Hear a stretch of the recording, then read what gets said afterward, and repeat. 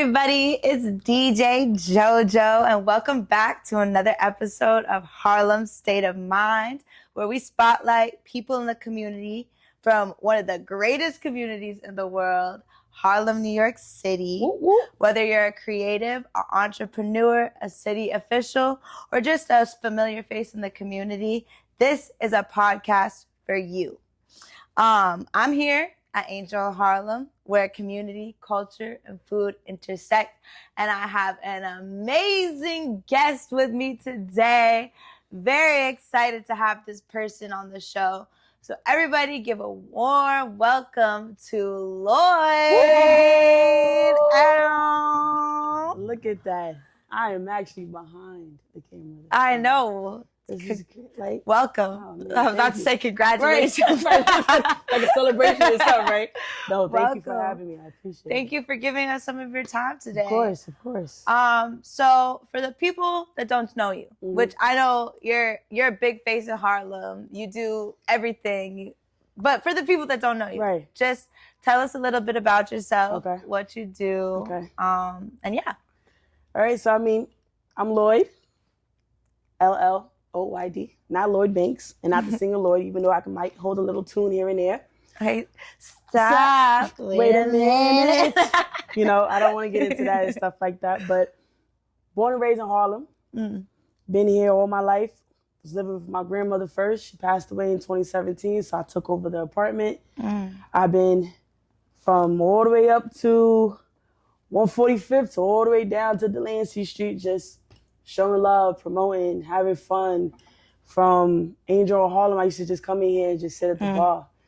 I'm hungry. I need a burger. Give me a burger. Period. I need a burger and Right. sangria. We got good burgers. We got. Listen, if you want a burger, if you want a burger, come to Angel Harlem.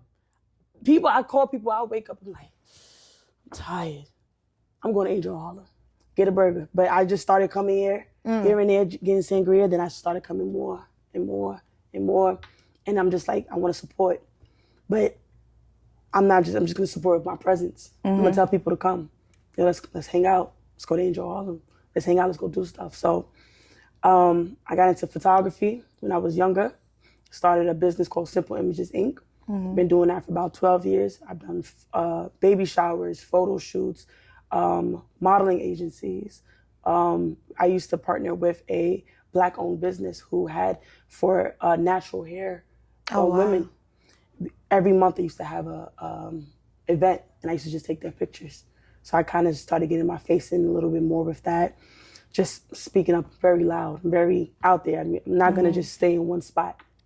Started promoting parties here and there, from the Bronx to Harlem, and then it just went up from there. And now I'm here. That's what's up. One thing I really admire about you is your energy. And you said one thing. You said, I just bring my presence. Yeah. I think that's dope. And I'm wondering, has it always been like that for you? Because I feel like growing up in New York, you come across every single type of person. Right. So sometimes, it can kind of like deter you from your own sense of self sometimes. So do you feel like you've always been that way, where you've been so secure in your own self and your own personality, or did you have to like grow into that? And if so, how did you? So I've always been doofy. I've always been the class clown, but I did have to be a little reserved because of how I was raised growing up. I was raised in a particular religion that I couldn't necessarily be myself as I am now. Once events occurred where then I was able to allow myself to be myself is when I got a little bit more comfortable with myself, and I had to start all over. And we're talking about me being 21, 22, starting all over. And all that energy and all of that process and progression that I did when I was younger, I had to literally start as if I was a baby again. Get more comfortable with myself, comfortable with going outside, speaking to people, engaging in different types of environments and different types of cultures. And it's just like, am I comfortable with doing this, or am I going to just go back into my shell? And I'm just like, no, this is me. I'm a little off in the head, but I have a good time at the end of the day. So it's just like, I just continue to go on, and I realized people was loving me for me. I wasn't doing it. I literally could come in the sweatsuit And people be like, yo, Lloyd, what's up? Like, I'm never one that's a flashy type of person. I'm just myself. And literally people will call me. It was like, hey, can you come here? Hey, I want to see you. Hey, what's going on? Where are you going? Or if I post something, they're like, oh, I'm coming because you're coming. I'm just like, okay, cool. Like, I just feel like I found my place in just being myself. My mother has always taught me that, just be yourself. You know, just never be somebody else. Like, I have friends that are in industries that are way more cameras and way more themselves, and they're themselves. And I kind of learned and grasped from that. Like, I can be myself too, and I don't have to be in the same environment. Just be myself. I completely agree with that, because 100%, regardless of anything, people respect genuineness, genuity. I don't know what the word is, but people respect that. Y'all know what the word is, right? Y'all know what it is. But people respect that at the end of the day. So that's something I definitely admire about you, because I could tell that from the jump, like when you walked in the room. So it definitely makes people gravitate towards you. So you said you do photography. Yes. So what led you into photography just in life? So I used to go to camp at Goddard Riverside over there. So Goddard Riverside, you had to do a class, and you got to do 2 classes and then have fun. So I picked dance and I picked photography. Okay. So I used to dance. I ain't got the knees like that now, so but before I used to dance, but photography, I learned how to do black and white. So it was, the film, the room, the dark room with the red, you got to hold it up to a certain light. Okay, yes. So I've seen that in like movies. Yeah, right. Because that's the old school way. But we used to go to Central Park and just take pictures of like the hippopotamus parks. This is back in the day when they used to have the actual like animals there. You used to get on top and think you in a safari. Oh my God. They're not moving. They just there. But you having, as a 5-year-old, 6-year-old, you're having a good time. I used to take pictures and I got used to it. My grandmother bought me the disposable yellow camera that had like the 20 films in it. I used to just take pictures of anything in the city, Upper West Side, Harlem. We used to develop it. And she was like, you're good, And I was like, no, I like this. So I got my very first camera. I believe it was like a Sony camera or whatever. Took pictures of that. In my growing up in the religion that I was in, there was a couple who was getting married. And they were like, hey, I want you to take our pictures. So I bought a nice camera. Well, my mother bought it for me because I ain't had no money then. Since we're talking about like high schoolish, I ain't have no job or nothing like that. I said, if they like their pictures, I'll continue doing photography for real. We went to Central Park, took pictures. They loved them. Wow. So that kind of inspired me to continue on and actually be serious about it. So I would go out, literally I would just go out and just meet people. And I'd be like, I'm a photographer. They were like, hey, well, I have this going on. Come. And I wasn't getting paid for it at that moment. I'm just like, I just want the exposure. Okay, cool. I'll come out, take pictures. Then they started liking it. Like, hey, we'll charge you. This is when photography was like cheap. $200, $300 in the beginning. I'm like, okay, cool. Weddings, then people started hitting me for weddings. In Connecticut, Baltimore. I used to travel. Then I had fashion shows. They're like, hey, let's do this. Then I had award shows. And I'm just like, okay. So like it started literally gradually started going up building and up. So I said, my prices need to go up and up too, because it's like, hold on. But that started my love for cameras, photography. Like my girl would tell you this, I just got this camera. I had the iPhone 12 Pro, and before that I had the iPhone 7, specifically for their camera. I'm not an iPhone person, but I love to take good pictures. If we go away or anything like that, taking good pictures. So that's kind of how it started, and I kind of did a hard pause when my grandmother passed in 2017. Like she had cancer, but it came out of nowhere, so that kind of like messed me up. Sorry to hear that. Thank you. So, but then like I started gradually going in it, but what kind of was like cool in my sense was there would be people still this day, they'll hit me up like, hey, do you still do pictures? And I don't post really a lot about, if you know, you know. If you don't, you don't. So the fact that people still remember that I take pictures, like, hey, I want to use you for this pop-up shop that I have going on. I'm like, oh, okay, cool.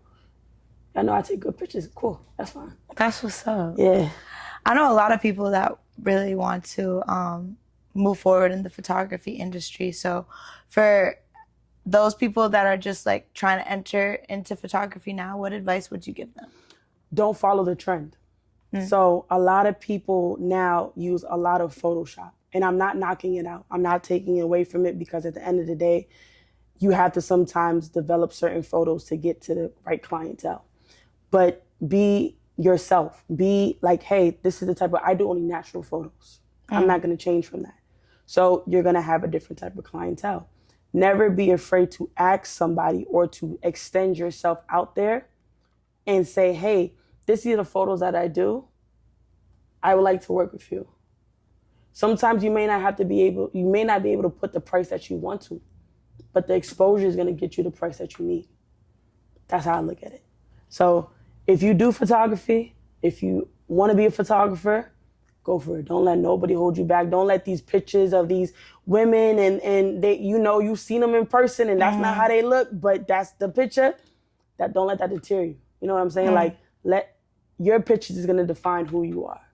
And based on your work is going to define your clientele, and they're going to want to keep coming back to you specifically because of how you conduct yourself, how you are, and just the type of work you give. Did you always know that you wanted to be a creative in life, or did you think otherwise when you were growing up? I knew that's a good question. I didn't know the direction I wanted to go. No. And still to this day, I still try to find which direction I'm going, and I'm comfortable in the little bubble that I've created, but I've always just knew I wanted to make people smile. I love that. And I knew, though, I was never going to be in the face of like television. Like, there was a boundary that I knew I wasn't going to go to. I knew I wanted to make people smile and make people happy, but I didn't want to go into the industry of like television, reality TV show. And it's just because I feel like not all the time is natural. Yeah. So it's like, like not saying that who they are not themselves, but I rather just be behind the camera, away from the camera, and be myself. Because I get more out of that. People know me. Like, I it's funny. It's actually happened in Angels. I was out, we was here, it was a group of us, and one of my mans was with me, and she wanted some buffalo wings. And I remember bartender was like, oh, you gotta ask the boss. My man was like, who's the boss? Huh? I gotta ask her for wings? And I'm like, she's like, nah, this is really your life, right? And I'm just like, nah, it's just like, again, I'm just me. So there's like, you ain't about to put no wings on my tab if I don't know what's going on with it. You gonna give me a wing or a leg or something like that. So it was just like, I then knew, I'm just like, I go outside, I go to bars, I go to spots, I be myself, I go home safely. That's it. I don't have no obligations other than just being myself. I love how that's like your your moral constitution, just like being yourself. Yeah. Have you ever found moments growing up where you felt like that was compromised? I know you talked about growing up in a certain religion that 100%. like affected you. How did it make you feel compromised by like being able to be 100% yourself, and how did you navigate through that to get to where you are today? So the funny part about it is that I was myself to a certain extent, because in the religion, I couldn't dress in masculine clothes. So feminine clothes, heels, my hair, I had hair, believe it or not, I swear to God I had hair. I promise you, I could pull up the pictures, I had hair. Had hair, cute. And I was always myself. I could show you videos. I was off in the head too. But I couldn't necessarily be as open and free of speech. Not necessarily because of the religion, but because of the environment that I was in. It's just like, hey, this is A, this is B, you're C. It was never no D, E, F, etc. It was more so of, this is my comfortability, these are my friends, this is my environment, this is what we do, that's it. So it was never really out of the box. So going from that and then school, which is two different things, that's two different lives that I had to live. So I wasn't really genuine outside in school. I was kind of to myself a little bit. Granted, I had my friends. I was the class clown. I was, senior editor in the yearbook, stuff like that. But I still wasn't fully comfortable with myself. I used to sit here and leave the house one way and go outside and dress a different way. or, you know, hey, I'm with these type of friends that maybe I shouldn't have been around because my family would not have wanted me to, but it was nothing wrong with them just because they didn't share the same faith at that moment that I did. So that was the compromise that I had to grow with, because it was literally all of my school year. And then once I graduated, it's when I'm just like, okay, that chapter is done. I can now kind of be a little bit myself. And then when certain events occurred where I kind of was 100% then myself, it was a whole different change. There was people still like that I went to high school with. There's like, yo, you should have been like this all your life. Like, I can see you're so comfortable now. You're just like, I love this. I love this for you. I love you. Like, I love how you are. And it had to do nothing with if I was in a relationship, or it was just me. Like, we see a difference. We see you glowing. We see you smiling. Like, you are comfortable with who you are. And I'm just like, yeah, I am. Yeah. That's growth too, though. Yeah. Like, when people are like, oh, you should have been this the whole time. It's like, no, because life isn't also supposed to be stagnant. I wasn't We're supposed to learn 30 shit all my along the life, way. you know? Right. Yeah. No, because I feel that 100%. Like, I feel like I went through the same shit in high school, like in a different way, but I went through the same shit where it was like, I wasn't fully able to be myself. But then once I was able to, you know, take myself out of the equation and put myself in a space where it was like, this is where I want to be. This is where I want to do. Bitch, now it's hello, it's me. But no, I agree with that 100%. But so you grew up, born and raised in Harlem. Born and raised, St. Luke Hospital. Wow. Yep. So what was that like for you? And what is the difference that you see today versus when you were like a kid growing up? So, and it's so funny because I'm going to say this before when this gets aired, and they'll be like, so I was born on the Upper West Side, which is like right before Harlem, right? Because it's going to be some people here. My mother, she's going to be like, you're not from Harlem.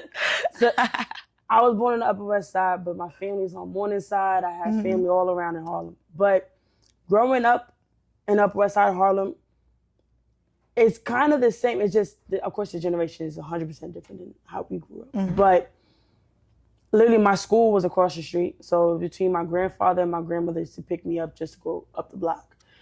It's a lot more different now than it was before when it comes to the security and just how you're able to be free walking around and be comfortable. Like, I can go across the street and be fine. Nowadays, there's so much stuff that's happening that's like, you got to watch your back a little bit more.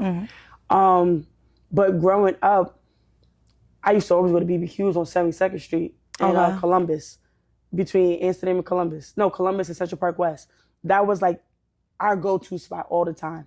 Or, you know, downtown, Row House, Cantina, Angel, Harlem. Those are always like little staples. Shout out Angels. Shout out Cantina. I'm telling y'all, listen, I'll be right up and down this block right here, faithfully. But Harlem barbecue, you know, before, but it's just like, it's kind of the same. And like, you grow up with these people the same way how you're growing up yourself.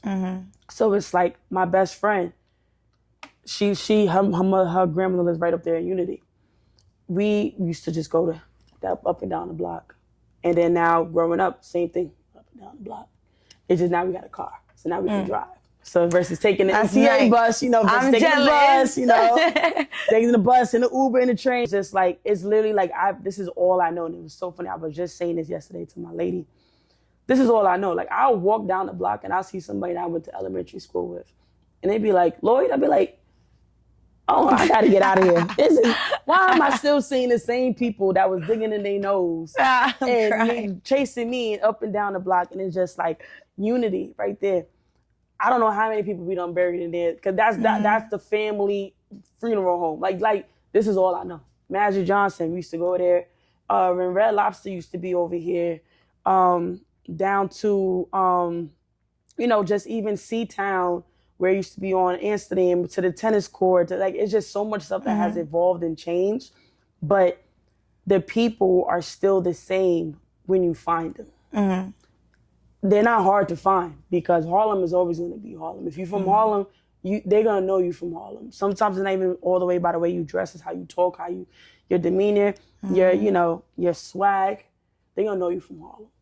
So I always find somebody from Harlem. And it hasn't changed. It's like, it's still the same love and everything like that. So yeah, it's the same. It's not the same. It's the environment is different, but you know.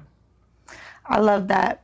Do you feel like, how big of a role do you feel like gentrification plays in Harlem? Oh, 100%.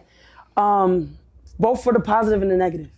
So like for the positive, because now you're getting a lot more volume from different characteristics that you may not have thought that your business may have attracted, versus now you're attracting those who may not be a positive influence to what your main goal or purpose for your business may be. Right. There's a lot of times where I've seen it myself. I'm in bars and I'm with people in my age 30 and up or 30 and over. And, you know, we're just chilling, relaxing. Hey, let's have a drink, stuff like that. And then you see those who might be a little bit younger come in and just start wilding. Yeah. And there's like, you even have a drink of your margarita yet and you sitting here trying to jump on tables and do all this extra stuff.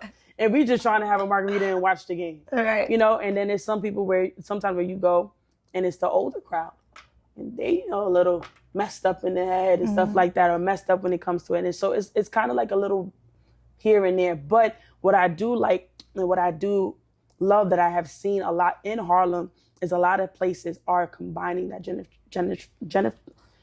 say it. Gentrification. There you go. I almost messed it up too. Yeah, that. Gentrification. Gina. Gina. Has incorporated a lot of that within their businesses. So there's places I go to and I'm surprised of who may be in there. Not because of they shouldn't be outside, but because this environment allowed them to be comfortable to be themselves to come outside. Okay. So like, for instance, I'm a part of the LGBT community. I love that I see some of my brothers and sisters outside in environments and spots maybe 5-10 years ago, they would have got shunned. Yo, get out of here. What you doing in here? Or maybe would have been looked at differently just by having fun. Right. So I love that a lot of establishments and a lot of places are taking upon those who are in the LGBT community, who may just be, you know, loners, or may just be like people of different ethnicities, backgrounds, and they're coming and treating them all the same. That's what I love. I love to see that. Now, going off that, and let me know if I'm pressing too hard, we can cut this out. But you said you're part of the LGBT community. Yep. Did you always know? Or like at what point did you realize, and like what type of adversity did you have to face growing up? And do you still feel like you face the same adversity now? So keep it in. So did I always know? I want to say yes and no. And the reason on to why I say that is because even if I did, I couldn't express it if I wanted to. Wow. So growing up, I tried to have boyfriends. To this day, I have a certain amount of boyfriends. I won't name y'all. Yeah. Don't worry about it. But I always knew I was attracted more to females than males. Now, growing up down the line, again, attempted to try to have boyfriends, which to this day, I'm cool with some of them. To this day, like we go outside and be like, what's up, homie? And be like, what's up? Right. So, but females were always where I was comfortable to say, hey, I would like to be more than a friend to you. Wow. So 2017 is when I officially came out of saying, hey, I like females. And it's so funny because the first person I told was my mom. And I took her to Olive Garden, you know, I had to try to butter her up because I didn't know how she was going to react. Mind you, my mom never gave me that type of vibe, but it just, you know, I had to just see what was going on. So, you know, she have a little pasta Alfredo, I have my shrimp stick. Y'all got the breadsticks. Right, the breadsticks, the whole mood, right? I just turned 21, so, you know, got a little drink. And it was right there on 25th. And I was just like, remember so-and-so? She was like, yeah. I said, you know, well, you know, I'm talking to her and stuff like that. She was like, I already knew. So I told my aunts. That's how so many my aunts was just like, who are you trying to, right. Who are you trying to like tell? Like, it's a secret. I said, y'all could have acted surprised. Y'all could have made it seem like, but that made me comfortable to be on some like, okay, I can go out. I can, you know, be myself now. And that's when now I had to start all over to get comfortable now and saying, hey, I like females. I can publicly say, hey, I like females. I like women.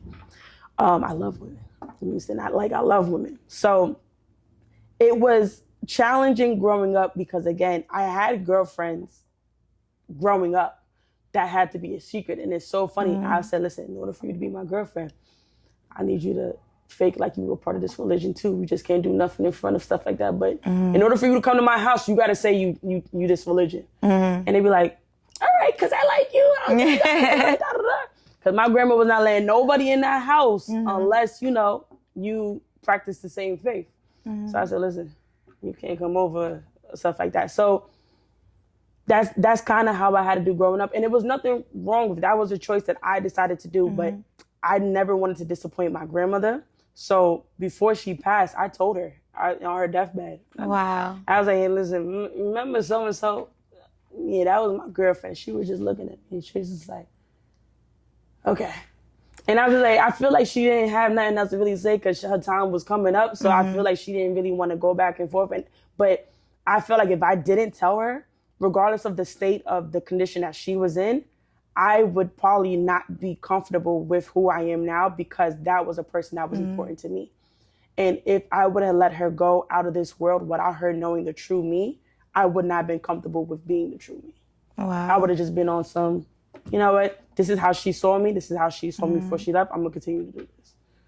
So, other than that, so I'll be outside. Not right now. I got a lady. No, now you locked down. I got a lady now, Yes. But, yeah, I'll be like, I'm very comfortable with it. And it's so funny because coming into the promoting world, I mean, you could speak more on this, the DJ life, the party life. It's a different world than just you going outside and going doing a 9 to 5. Like I do my 9 to 5 and then I go party. 2 different worlds. Definitely. So it's like my 9 to 5, they don't really care, of who I am. Like not saying like that, but like I come in, I have to wear a suit every day. I don't get no looks like, oh my God, why she doing that? You go outside, you got to put that on. If this is who you representing yourself, you got to make sure you come correct. And I always said to myself, I'm like, if I'm gonna do this, I'm gonna do it right. I gotta look nice. I can't be, and I'm not saying nothing against the ones, that do both. I can't do both. But if I have to put that shit on, I'm gonna put that shit on. I'm gonna put some nice heels on, stuff like that. But that's not, I wouldn't do that outside. But I feel like with the nightlife shit today, like you don't have to do that. Yeah, you just have to look come fly. outside. Yeah, that's it. Like regardless, it doesn't matter if you dress in like girly girl, if you're dressed in another way, you just gotta look fly. Yeah, and it don't match. You gotta sit and put design on. It just means that it has to match, make sense, or look nice. Right. That's it. I literally sit, like, even today coming in, I was like, all right, let me put this on. I just bought this, put it on, got a white tee under, some white socks, and I got some semi-clean white ups on right now. I'm just like, it is what it is. As long as I'm okay with it, as long as it looks nice, I smell good, took a shower, so that's it. So I gotta ask you, this is I'm gonna bring it back to what we were just talking about, but you just said you got the white ups on right now, so I gotta ask this question because on this other show that I work for, we ask a lot of the guests this, but you from Harlem, so I know you get fly. They trying to say now, the kids are trying to say now that the white ups are dad shoes. How do you feel Notice how about you that? said the kids. These kids is not regular kids. These kids is the ones who wear the macaj and the goose knuckles, moose knuckles. Moose knuckles. They like to wear like 5'6". the New Balances, I'm not the A6. I fuck with New Balances. I grew up when if you from Harlem, used to get the basketball hat, beanie hats, and you sit here and get the True Religion. I just bought me my first pair of True Religion the other day. I never had a pair. But white ups is not the dad shoe. White ups is just like how daylight saving times is. When the time goes back and now it starts to get more sunny outside, you're gonna start seeing some white ups. When it's before that, you're gonna see the butters. So it's the same, like it's kids you talk about. When you say somebody that is 29, 30 years old is saying white ups are dad shoes, we could then elaborate more on that. But it's kids, I'm not entertaining that. I'm dead. I don't even know half the thing that the kids. Savings. That shit made sense. Daylight savings. When the spring comes, the white ups come out. When it's winter, the butters come out. Sometimes the Uggs. Sometimes the broccoli, the beef and broccoli. Depending on what it is, those are gonna come out. Okay, I agree with you, 100%. Yeah. Yeah. And how old was this daylight kid? saving? They're youngins. Yeah, see, like I would I'm say, not like listening 18 to Not 21 listening year to olds. them. So you They can't, were just born. you can't really listen. Yeah, to them. they You were can't just really listen. born. But they are the future. So who They knows? are the future. But Who knows? if they already saying white ups is dad shoes, I can already imagine what they consider then is the shoe. It's gonna be designer shoes. It's gonna be like the shit that we said was not just designer shoes. I feel like it's also the shit that the 30-year-olds originally said were dad shoes. Yeah. Like the New Balances. Yeah, it's gonna be the real dad shoes. No, the New Balances. Those are my orthopedic shoes. Yeah, those are what I call my. But that's what they like to wear today. They're like New Balances. All right, that's true. Asics, That's okay. So that's their dad shoe. I respect that because I used to say New Balances used to be the dad shoe too. Right. So now it's like the roles reversed. Yeah. But you sticking with fashion. I know when I first got hip to you, you had your event where y'all were selling your champagne lifestyle brand. Yep. So how did you get into that? And just tell us how you got into that. So the funny thing how I got into that is that during COVID, everybody wanted to pick up on the business because we are stuck at home. Mm-hmm. We don't know what's going on. And at that time, I was dealing with somebody who also was business oriented. So they were conducting a lot of businesses when it comes to glasses. And I was seeing how much revenue they were getting. And I was like, well, I want to do something. Everybody knows me for drinking champagne. I'll go into a spot, even down to 10 years ago, I would always get a bottle of Bel Air. This is before Moet was back up and popping. I would go in a spot and get a bottle of Bel Air. I didn't care how much it was. I did not like the Ciroc, and I wasn't with the Henny and the Douce. I want champagne. So I always would get champagne every time. So they used to call me Champagne. And I'm just like, Champagne Poppy. And I'm like, ain't that Drake? Right. I said, y'all about to get me sued just off of the fact that y'all saying that. So growing up and then getting more into the lifestyle and partying, champagne. So I started getting addicted to knowing that people that people knew me for drinking champagne. So I would go in spots and the owners would come to me like, yo, you getting champagne today? I'm like, yeah, how much is it? They say they price. I'm like, all right, catch up, Zelle, whatever. Like, I never hesitated. So now COVID comes. I always had a teddy bear that my grandmother gave me when I first was born, which created the whole teddy bear design. So teddy bear is drinking champagne. And on the label of the actual champagne has my second last name in the year my grandmother was born. Wow. So everybody knows I always have glasses on. I can see perfectly fine. These are a dupe. All right. Don't believe it. I can see perfectly fine. Wow. They're perfectly fine. So you're a poser. I am a poser. Because I wear glasses for real. Yeah, I am a poser. I don't need no contacts. I don't need nothing. I just love glasses. I'm jealous. So like even down from when I was a kid, I used to go to Drain Reed, get the little fake glasses, call it a day. Oh my God. So I always had glasses and I always had beads. So I said, let me incorporate a little toy bear with a champagne bottle and let me get that. So I had somebody create the logo for me. And I just say, hey, listen, I'm selling these, This is how much it is. And people started grabbing into it. And just like, oh, okay. So then I started doing a little bit more research because although it was something that was very impulsive, the meaning behind the bear was very significant. Because it wasn't just something that I said, okay, yeah, I'm just going to make this. The bear, I still have that teddy bear to this day. And that bear was given to me the day I was born. So I used that bear, used me drinking champagne, used the beads, used the glasses. And I always have some types of hat if I don't have my hair done or whatever the case to be. And I said, listen, I'm going to make a bear. So I revamped it recently. And I said, let me update it now. Technology is 100% different than it was in COVID. I don't care what nobody says. People know how to do a lot of AI now and photos. So I created that. And I said, let me do a part 2. Because there was people still asking me, yo, you got more shirts, you got more sweaters. I'm just like, man, I'm not even thinking about that. Like that was a hobby for me. So then when I did it again, I literally was just selling it. And then I get a hit up from Angels. Like, yo, let's do a pop-up. And I'm like, oh, y'all like my stuff too? All right, cool. Let's go ahead and do that. Let's bring it together. So, and I DJ'd it. Yes, exactly. JoJo was there too. Everybody, he was outside. So when I seen that, I'm like, okay, let's do it. So I did my bulk order. I did everything. I had my family, my friends came out, which I feel like was a very successful turnout. It was great. Yeah, my very first ever pop, because I always done pop-up shops. But again, I've always been the one in the back end. I was the person that held the money, make sure I had the inventory good. It was never my product. So the fact that I did something, it was my product, and I seen how people was happy. I've had even strangers. I think there was some people that I was visiting that was sitting at this table or this table. And they're like, yo, I like that hat. Let me get that. And I'm just like, oh, wow. Like, y'all really like my stuff. I appreciate it. So that kind of what started Champagne Lifestyle. And although I may not do it all the time, that is something that like will forever be embedded in me. Like I can come out of nowhere and I feel like I can do it in 5 years and be like, hey, listen, I got this. And people will still grasp to it because it's very simple. Like there's been people that's asked me for their kids. I'm like, I'm not giving y'all this a champagne bottle, but let's get an apple juice bottle instead. Like, you know, like it's little things that I'm looking to do still to this day. And once I feel that it makes sense is when I'm going to go ahead and continue it on. So that's how it started. That's what's up. Stupid cool. That's fire. And the event was fire. I still got my t-shirt. Yeah. Thank you. Of course. So just going back to all the routes that you've made in life and the fact that, you know, regardless of what space you put yourself in, people tend to gravitate towards you. You've still dealt with a lot of adversity.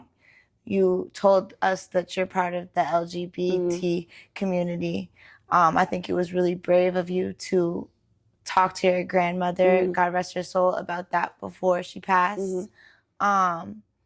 What advice do you have for kids like you that may have experienced the same type of adversity, that, you know, want to grow up and live their full selves in this life? What advice do you have? I would say find somebody you're safe to talk to. Because before speaking to my mom about it, I had spoke to my second mother about it, which at that time, I didn't know the dynamic of her and my mother.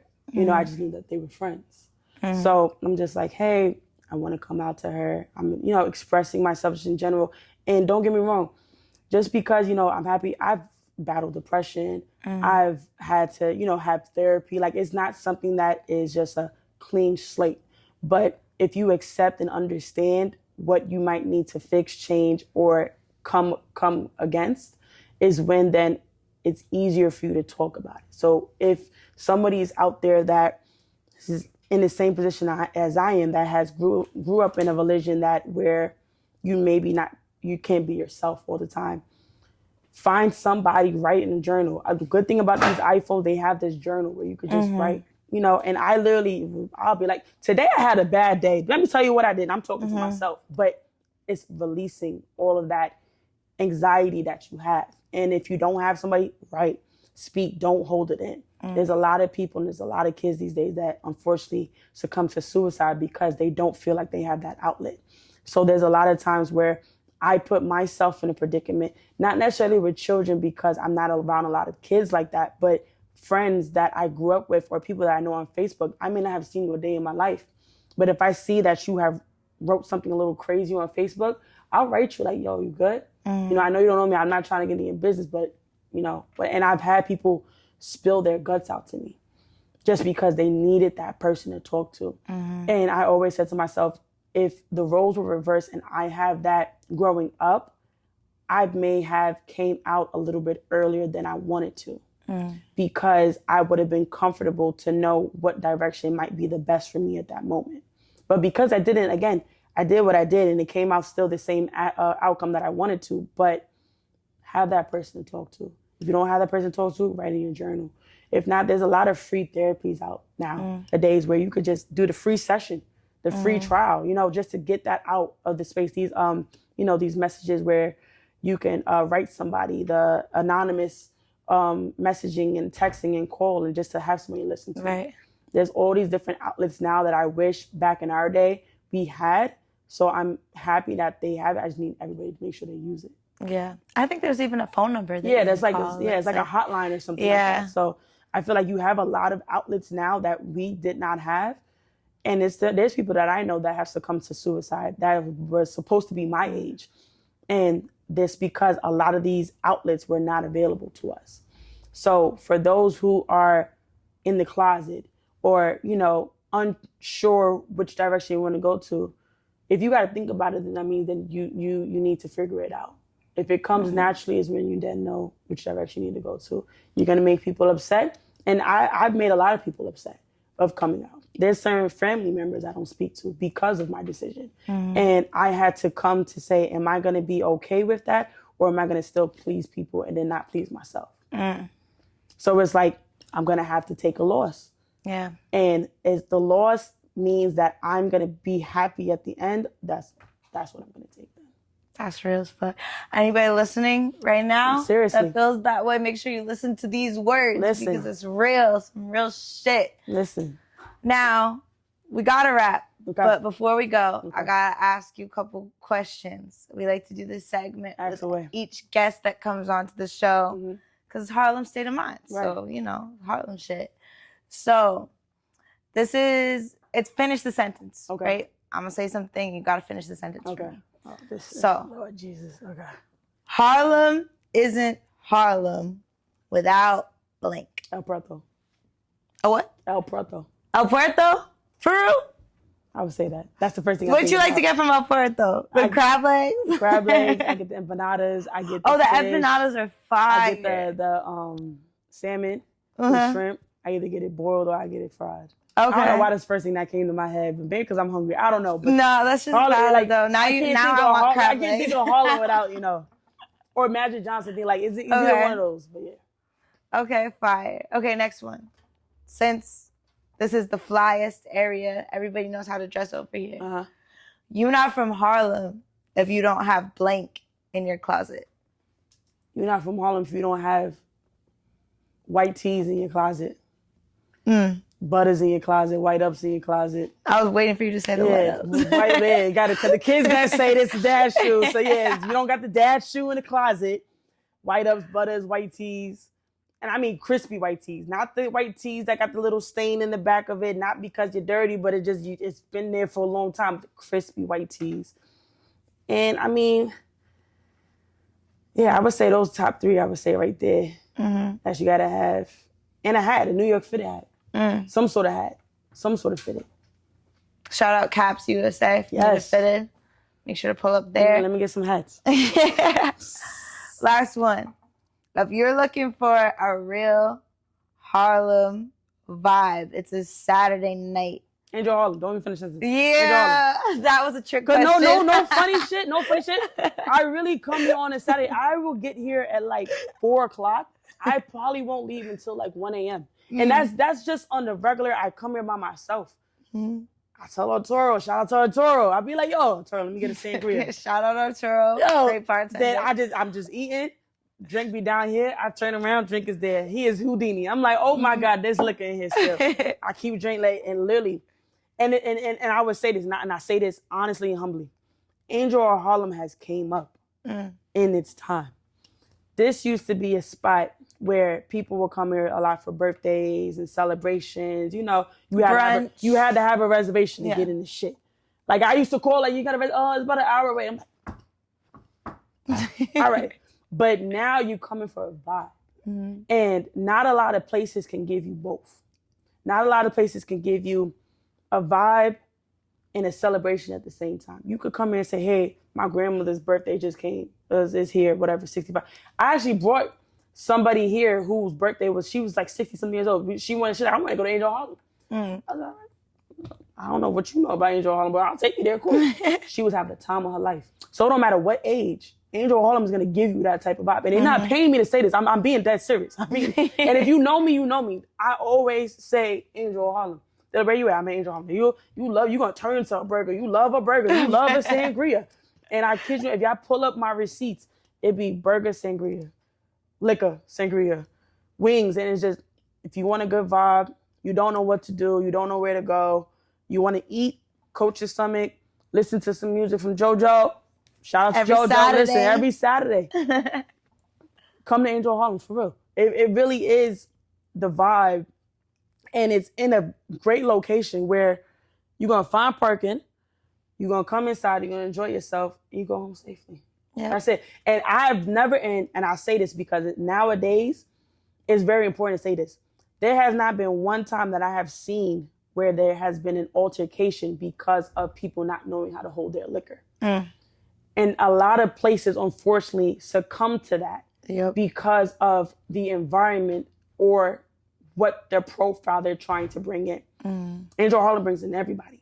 And it's like everybody comes in and has that same respect from whoever. You could sit next to a gay man and you could be a heterosexual male. And y'all would have a conversation, be cool, and you would not be uncomfortable. Yeah. You wouldn't think that he's trying to be funny. Or the same thing if I'm next to a female who is straight.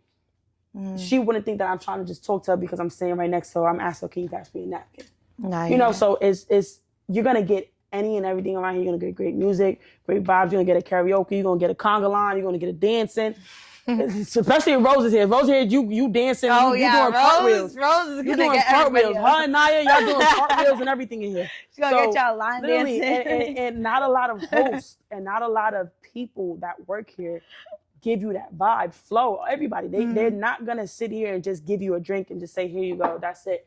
They're gonna interact with you. They're gonna. It's real community. Yeah, it's a family when you come in here, and I think that's what over the years made me like.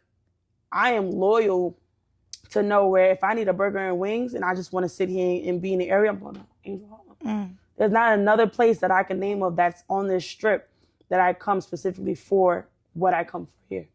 They can't duplicate it. Everybody has their own specialties, but here you're going to get a little bit of everything.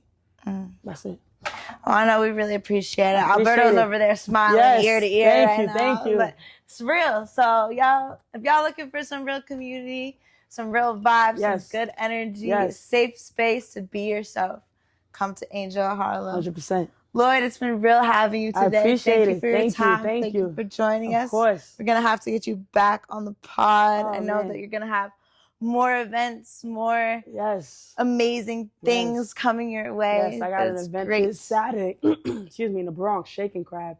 Shaking Crab? Shaking Crab, my That's friend. What's up. My bro, Trav, he's having his birthday. It's a True Religion versus Von Dutch. Okay. So which one, if you had to choose, which one are you going to go for?